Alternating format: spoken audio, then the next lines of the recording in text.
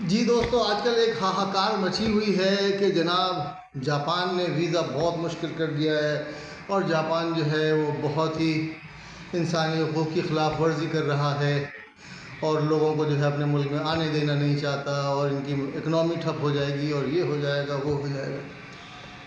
تو میرے عزیز دوستو، پہلی بات یہ ہے کہ جاپان نے ویزا مشکل نہیں کیا ہے، بلکہ ان لوگوں کے لیے جو واقعی حقدار ہیں، جو ڈیزرو کرتے ہیں، ان کے لیے ویزا آسان کر دیا۔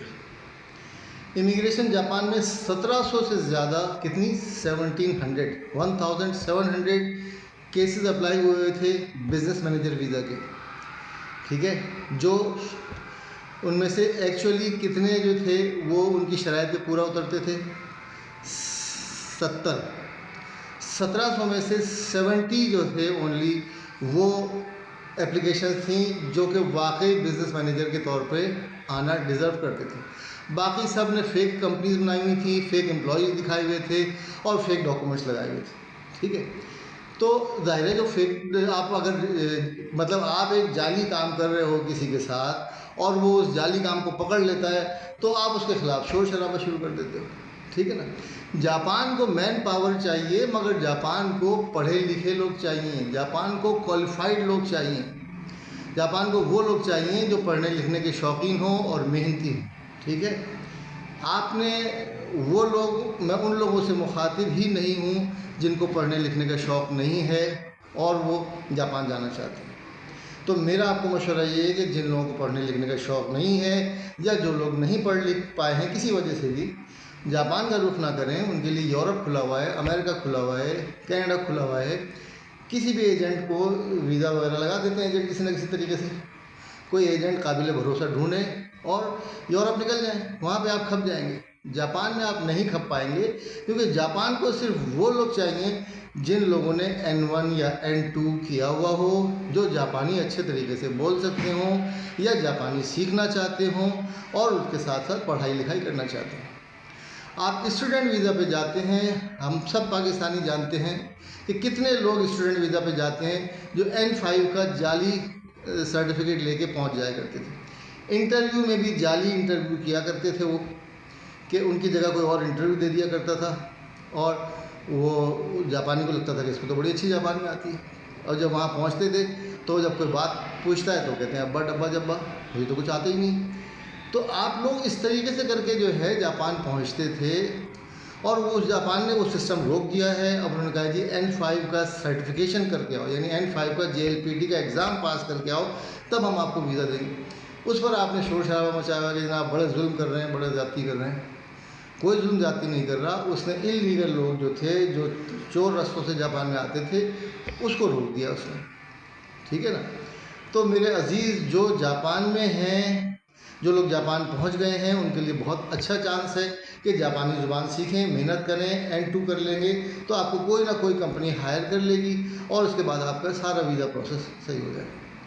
اگر آپ کو پڑھنے لکھنے کا شوق نہیں ہے اور کسی وجہ سے آپ جاپان پہنچ گئے ہیں کسی قسمت کے سہارے، تو آپ لوگوں کے لیے بس ایک ہی مشورہ ہے کہ کوئی بڑھیا ڈھونڈے، کوئی 80-90 سال کی جس کا سانس چل رہا ہو، اس کے کیئر گیور کے طور پہ اس کی تھوڑی سی خدمت کریں، وہ آپ کو ویزا کا پروسیس کروا دے گی تو آپ کا کوئی چانس بن جائے گا، ورنہ آپ بوریا بستر لپیٹیں اور آ جائیں۔ جاپان کو برا بھلا کہنے سے جو ہے نا کوئی آپ کا مقصد حل نہیں ہوگا۔ دیکھیں نا، کوئی جاپان کوئی جنت تھوڑی ہے یار، جاپانی کو فرشتے تھوڑی ہیں یار، وہ بھی انسان ہی ہے اور ہر قوم ڈسکرمنیشن کرتی ہے۔ کیا ہمارے پاکستان میں ڈسکرمنیشن نہیں ہے؟ کیا پنجابی پٹھان سے ڈسکرمنیشن نہیں کرتا؟ کیا اردو اسپیکنگ اور سندھی اسپیکنگ میں آپس میں ڈسکرمنیشن نہیں ہے؟ کیا ہمارے یہاں مسلک کی بنیاد پر ڈسکرمنیشن نہیں ہوتا؟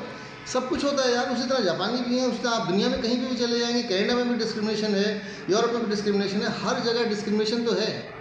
آپ اپنے آپ کو بقول علامہ اقبال کے خود ہی کو کر بلند اتنا کہ ہر تقدیر سے پہلے خدا بندے سے خود پوچھے بتا تیری رضا کیا ہے۔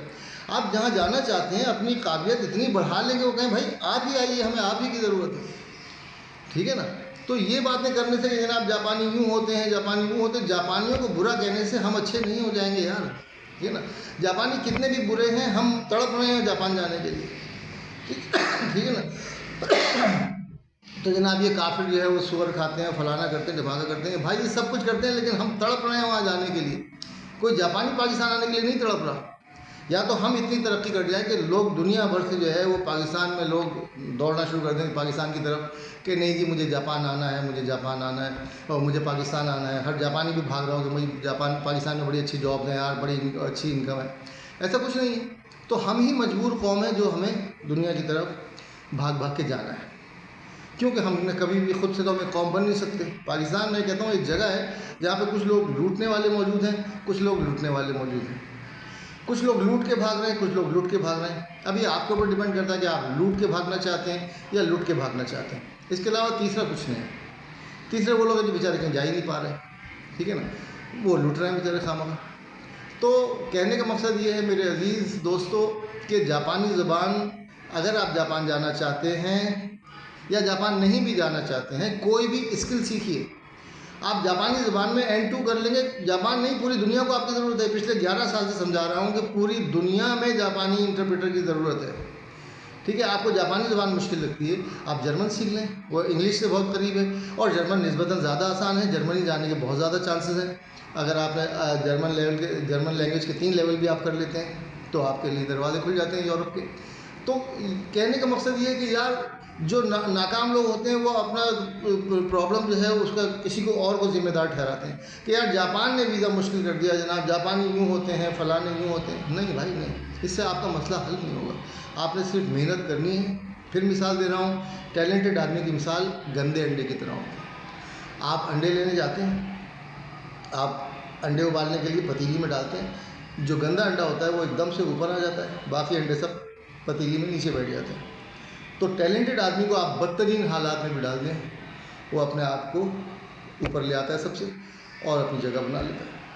میری بات بری لگی ہو تو معذرت چاہتا ہوں. بہت بہت شکریہ، دھنیہ واد. علیگڑھ.